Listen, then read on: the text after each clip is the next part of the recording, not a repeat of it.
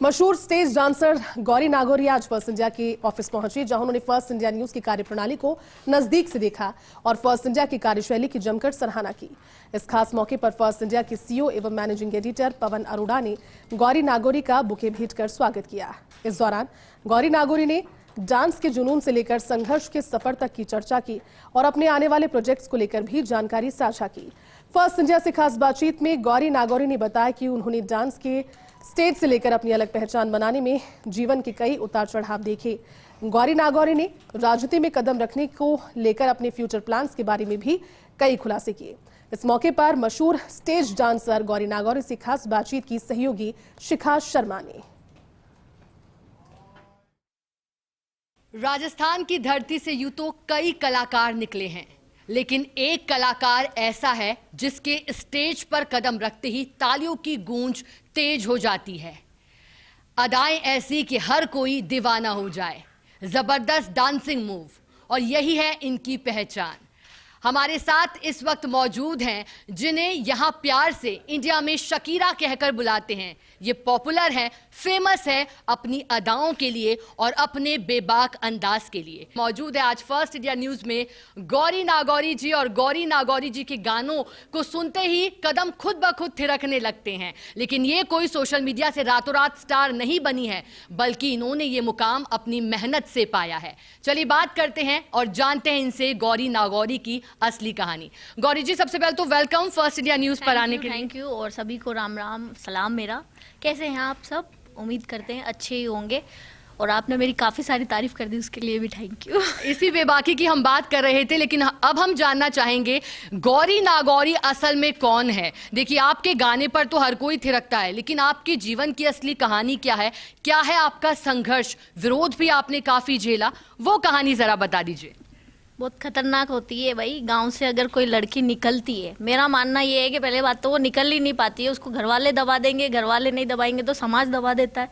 समाज नहीं दबा पाएगा तो वहाँ के जो लोग हैं आसपास के, वो आपको दबा देते।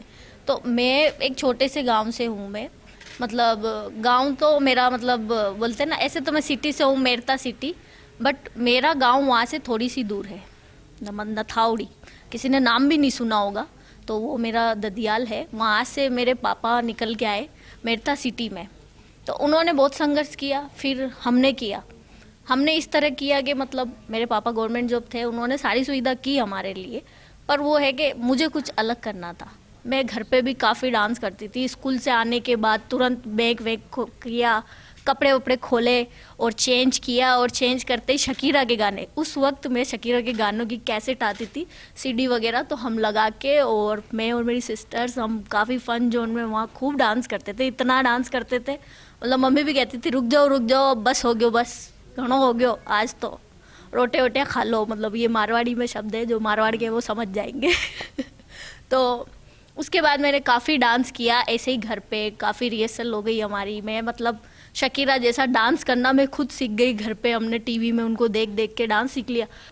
जब मैं हो गई 13 साल की, तो फिर मेरे पे लोगों ने बोला अभी ये बड़ी हो रही है, इसको बंद करवाओ, अपने में मुस्लिम्स में चलता नहीं है। मेरे पापा को बोलने लगे, तो पापा ने बोला अभी तो छोटी है, करने दो। तो मेरे पापा पढ़े लिखे थे, तो वो इतना मतलब लोड नहीं लेते थे लोगों का, बोलते थे जाने दो। उसके बाद फिर जैसे काम होता गया, मैं करती रही। फिर लोगों ने मेरे पापा को, और फिर मेरे पूरे समाज ने मेरे पापा को बोला। फिर उसके बाद मेरे पापा ने मेरे पे लगा दी रोक, और रोक ऐसी थी कि मतलब मैं 4 महीने तक ना तो घर से बाहर निकली, ना मैंने कुछ किया। और डांस के लिए मैं इतनी पागल थी कि मैं नहीं छोड़ना चाहती थी। रोज़ रोती, पापा से बोलती, जिद करती। पापा को मैंने खाना भी छोड़ दिया, फिर भी पापा ने बोला नहीं बेटा, अपने में नहीं चलता है, तू समझ मेरी बात। मेरे पापा मतलब काफ़ी फ्रेंडली थे हमसे, और हम 3 सिस्टर ही हैं, तो हम मतलब वो बोलते हैं ना, परियों की तरह रखा हुआ है। तो उसके बाद जैसे ही मतलब वो एक ऐसा मोड़ आया, मेरे पापा इस दुनिया में नहीं रहे, तो वो हमारे लिए, सबके लिए बहुत खतरनाक वाला मंजर था। और आज भी मैं अगर उस चीज़ को याद करती हूँ तो शायद मैं, वो बोलते हैं ना कि इतना सैड हो जाती हूँ अंदर से टूट ही जाती हूँ। फिर 1 साल बाद मेरे और फ्रेंड सर्किल थे, तो वो आए घर पे, उन्होंने किया कि ये बहुत अच्छा डांस करती है, टैलेंट है इसमें, ये है वो है। तब तक मेरा नाम तस्लीमा बानो था। मैं एल्बम्स वगैरह भी करती थी, तो उसमें भी मेरा नाम तस्लीमा बानो था।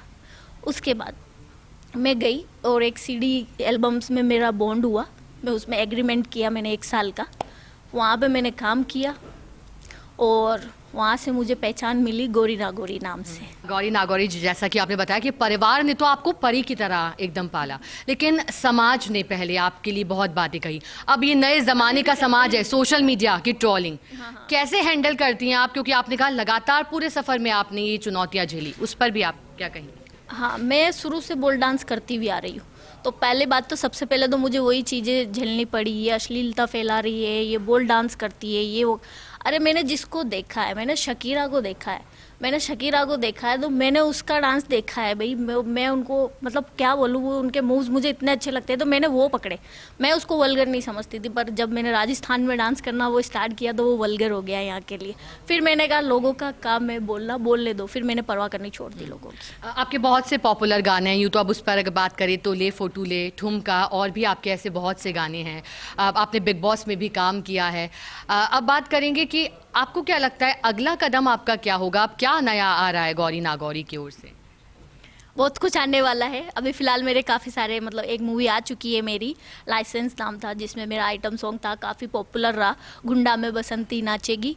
और अभी मेरी एक नई मूवी आने वाली है मतलब बॉलीवुड में, जिसका है कि पब्लिक का हीरो टाइटल नाम है उसका, उसमें मेरा आइटम सॉन्ग आने वाला है। और एक पंजाबी मूवी भी आने वाली है। अगर आप कोई आपका फेवरेट मूव अगर करके दिखाना चाहें दर्शकों को, बिना म्यूजिक के भी अगर कर पाएं, चलेगा आपके लिए? ज़रूर ज़रूर, ये तो मेरा वो बोलते हैं ना एक प्यारा वाला मोमेंट है, मैं कभी भी नहीं छोड़ सकती। और डांस तो मेरा क्या हम कर सकते हैं? लाइफ में मेरी नस नस में बसा हुआ है। अगर मैं नींदों में भी रहूंगी तब भी नाच लूंगी, तो यहाँ पे नाचने में क्या बुराई है? तो चलो फिर आप बोलते बोलते जरूर हमको इस स्टेप करके दिखा दीजिए। गोरी नाचे रे ना गोरी नाचे, गोरी नाचे, सिंगर भी बना दिया ना। गोरी नाचे आवे छमक छमक, आहा आवे छमक छमक डीजे पे ना गोरी नाचे।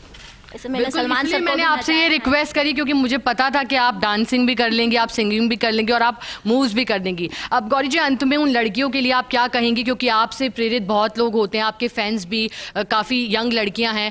पहले तो भाई पढ़ाई पे फोकस रखो, पढ़ाई कंप्लीट करो, उसके बाद जो आपको जोन अच्छा लगे आप उस जोन में जाओ। किसी की भी मत सुनो, दिल की सुनो, दिमाग की सुनो। और आपको लगता है कि मैं इसके लिए बेस्ट हूँ तो कभी मत रुको।